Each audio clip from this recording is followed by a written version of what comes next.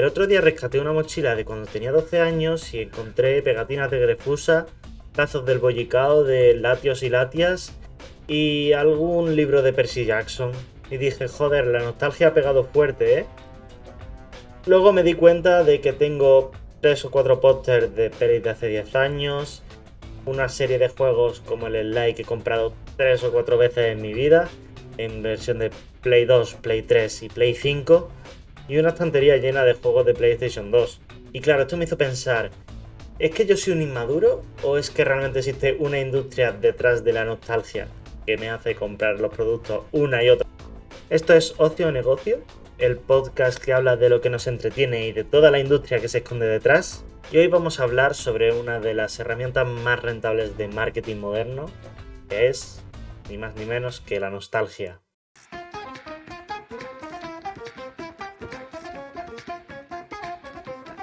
Dicen que si algo funciona no lo toques. En el caso de Hollywood esto lo ha entendido de una manera que no es así.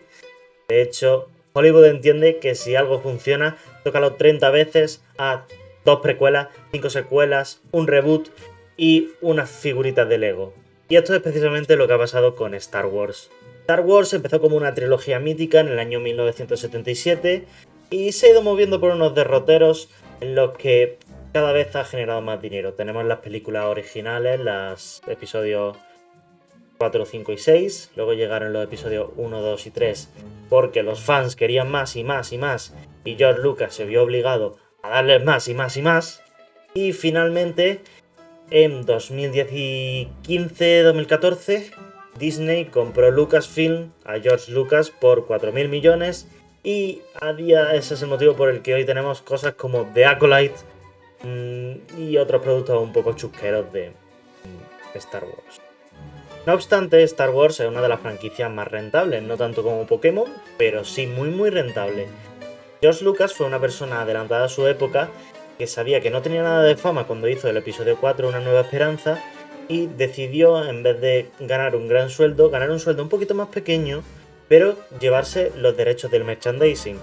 Claro, esto lo llevó a cabo junto con una maniobra claramente de genio de hacer un montón de muñequitos monos y adorables a lo largo de sus películas que se podían transformar claramente en figuritas de acción y otros productos asociados, camisetas, etc. Y de esta forma George Lucas, a base de ser la persona más pesada del mundo haciendo merchandising, tanto de figuritas como de otro tipo, ¿no? Pues para un público un poco más mayor. Pero vamos, como ejemplo tenéis que de la saga original existe una cantidad de reventa en eBay de figuritas originales de aquella época, edición limitada, con una especulación impresionante. Esto es un ejemplo de cómo explotar las franquicias bien, entre comillas. Algunas cosas de Star Wars que podemos detallar en otro podcast tranquilamente. Se puede considerar que están bien, otras se pueden considerar un fracaso de Acolyte. de Acolyte. Pero bueno, un ejemplo de no hacerlo bien, por ejemplo, sería Space Jam. Space Jam 2 en concreto, ¿no? Space Jam, todos lo conocéis, esta peli como súper referencial de productos de Warner. Sobre todo en esa época eran principalmente los Looney Tunes, aunque había algún cameo extra. Era una peli que protagonizaba Michael Jordan, en la que se juntaba con el universo de los Looney Tunes. Esto podría ser una premisa buena, que podría volver, porque fue un éxito en los 90, pero lo volvió hace nada, en 2022 creo que fue, con LeBron James como protagonista y con aquella Lola Bunny que hacía Lola Índigo en España y que fue súper polémica porque Lola Índigo no sabe hacer doblaje. Pues este producto ha sido un fracaso a nivel de...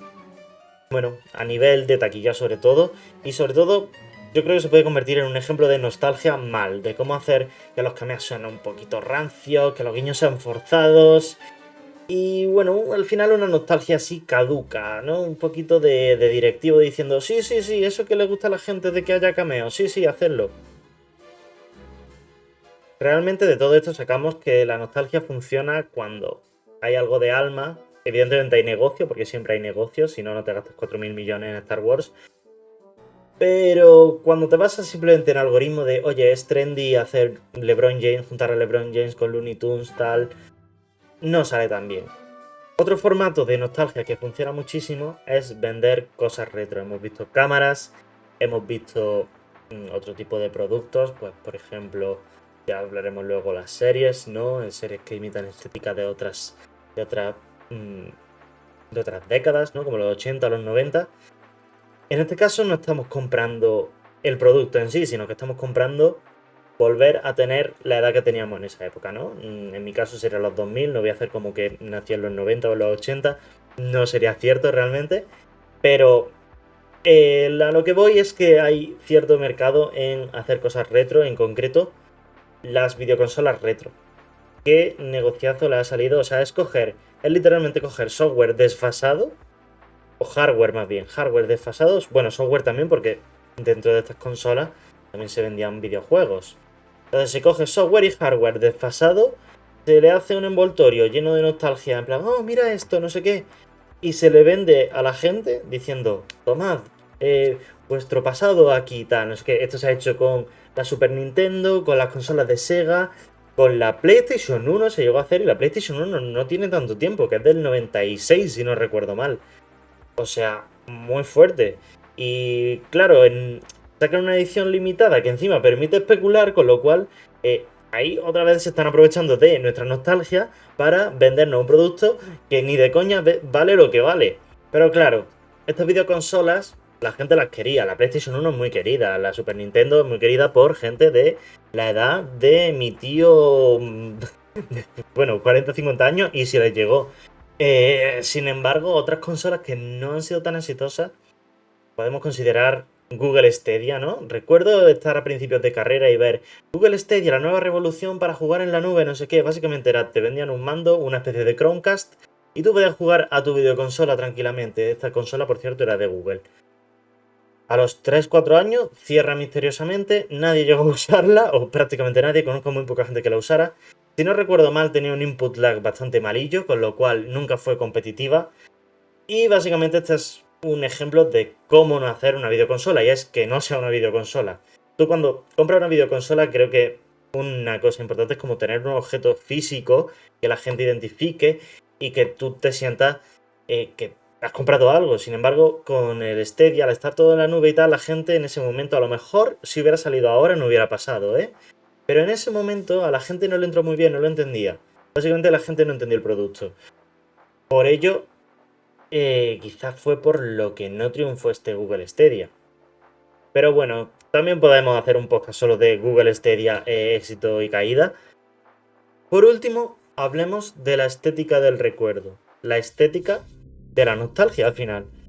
¿Cuántas veces se ha visto en televisión, ahora en servicios de plataformas digitales, también en videojuegos incluso, pero yo creo que esto es más de la televisión y de las series?